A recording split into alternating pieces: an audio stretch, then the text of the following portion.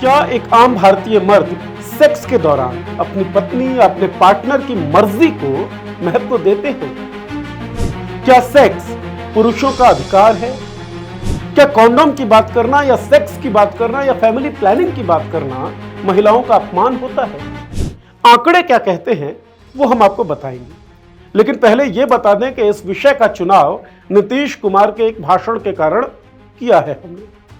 नीतीश ने बिहार विधानसभा में जो कुछ कहा उसका एक हिस्सा सुनिए। तो जो हम लोगों ने कहा कि अगर पढ़ लेगी लड़की और वो जब शादी होगा लड़का लड़की में, तो जो पुरुष है वो तो रोज रात में जो सदिया होता है उसके साथ करता है ना, तो उसी में और पैदा हो जाता है।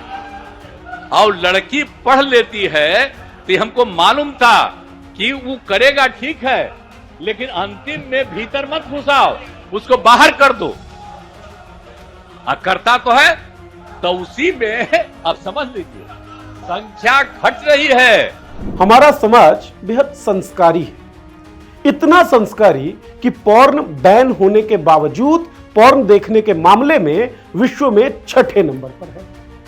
ऐसा बेहद संस्कारी हमारा समाज इस बयान को पचा नहीं पा रहा कि सेक्स में लड़कियों की मर्जी कैसे चल सकती है। नेशनल फैमिली हेल्थ सर्वे के 5वें राउंड में चौंकाने वाले खुलासे हुए। 18 से 49 साल की हर 3 में से एक महिला पति की हिंसा का शिकार होती है। 5 से 6% महिलाओं ने सेक्सुअल वायलेंस की बात कबूली है।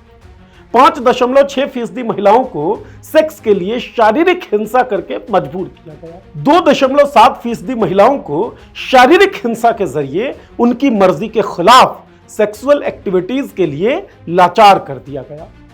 NFHS के सर्वे के ही मुताबिक 82% विवाहित पुरुष अपनी पत्नियों के साथ सेक्सुअल वायलेंस करते हैं। 90% महिलाएं अपने पतियों के द्वारा की गई हिंसा के खिलाफ कोई एक्शन नहीं ले पाती। यह है हमारे समाज के संस्कार। कितनी महिलाएं बोल पाती होंगी, इसलिए इसमें कोई आश्चर्य ना हो कि ये आंकड़े असलियत से कम हो।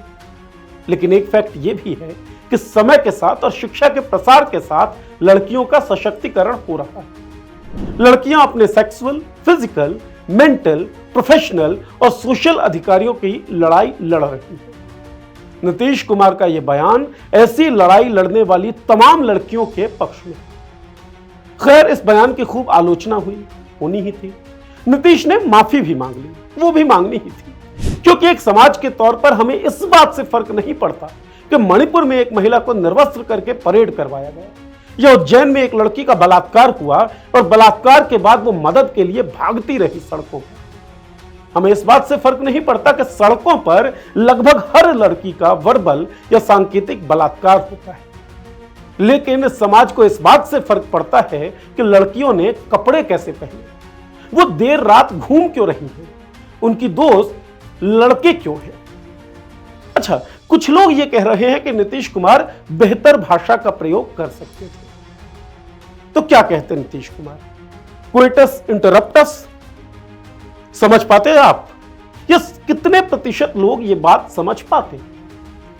कोइटस इंटरप्टस, जिसे पुल आउट मेथड भी कहते हैं, वो दरअसल एक पारंपरिक तकनीक है फैमिली प्लानिंग की। इसका मतलब यह होता है कि सेक्स के दौरान वजाइना के बाहर इजेक्युलेट किया जाए। बिल्कुल आम फहम भाषा में नीतीश कुमार ने यह बात कह दी। अब भाषा या शब्दों के फेर में उलझकर मुद्दों को गौण मत कर दीजिए। मुद्दों पर टिकना, महिलाओं की मर्जी का सम्मान, यह ज्यादा जरूरी बात है, ना कि यह कि किस तरह की भाषा या किस तरह के शब्द का प्रयोग किया गया है। शब्द सब्जेक्टिव होते हैं। आइडिया बिल्कुल यह होना चाहिए कि महिलाओं की मर्जी का सम्मान हो और सेक्स एक टैबू के तरीके से हमेशा ना बना रहे। पॉलिटिक्स को देखने के लिए आपका बहुत बहुत शुक्रिया। हमारे चैनल को सब्सक्राइब करें और अगर ये वीडियो पसंद आए तो इसे शेयर करें।